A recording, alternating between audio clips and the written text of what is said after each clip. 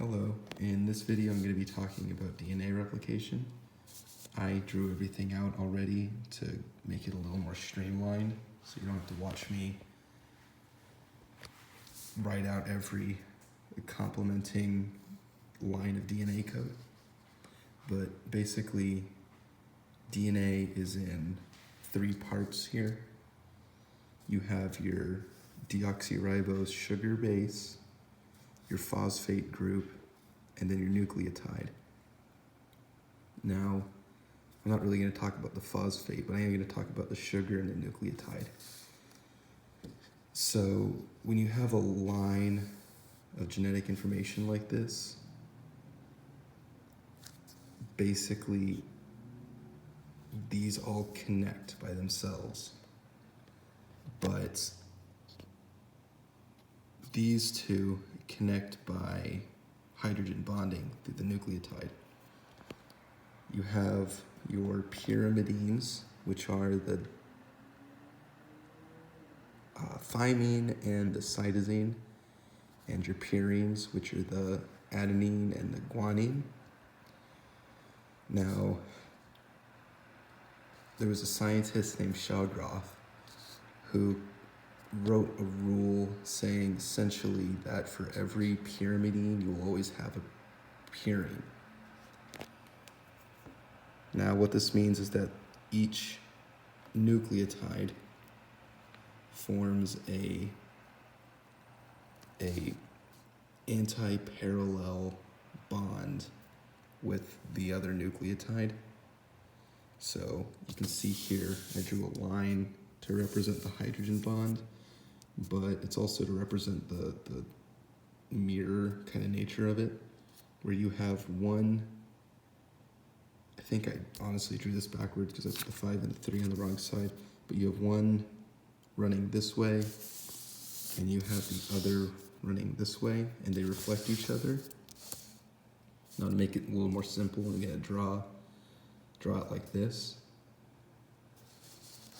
So in order to replicate DNA, you have to first kind of bind it, split it, rebind it, and then paste it back together through a series of protein mechanisms.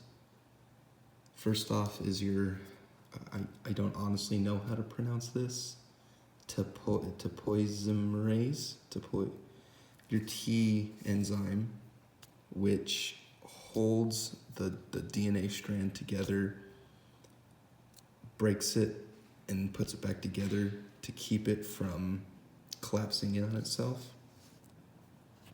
You then have your helicase, which splits that hydrogen bonding from before.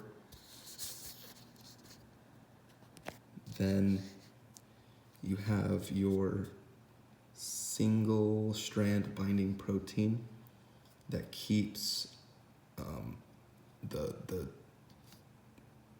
each DNA fragment together, and it keeps it from collapsing back in on itself.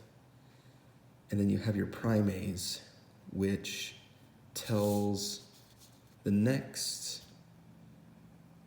enzyme when to start. And the primase works by using a corresponding RNA instead of DNA to line up the DNA. Now next you have your polymerase, which proofreads and prevents mutation or cancer. Now you have 2 different kinds. First, you have your leading, and then you have your lagging.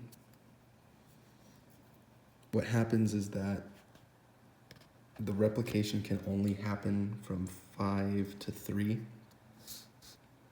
but since it's splitting from the same side, one side is going to start as a 3. Now, in order to keep up, what happens is that it attaches from the 5 to the 3, same as up here, but it can only do it in small chunks at a time, which causes it to lag. The polymerase on the top here, though, does it in one single leading strand. Now to break it down a little bit more, you have your DNA here being replicated through Okazaki fragments that are being reattached by ligase. And it essentially just jumps backwards from 5 to 3 as the replication is going along. Here I illustrated a little bit more in depth as to what's happening. And then, and even more broader, you have your first strand of DNA, or your chromatid or chromosome. I'm messing this up. But then you have the mechanic that splits it apart, and then your 2 daughter chromatids. Let me just read through and make sure I covered everything. So here's the complementary strand. Here's the leading and the lagging. I covered pretty much all of it. I covered complementary base pairing. I covered the RNA primer. I covered Okazaki fragments. I covered helicase. I covered the single strand binding proteins. I covered the T enzyme. I covered the polymerases. I covered primase. And I covered ligase.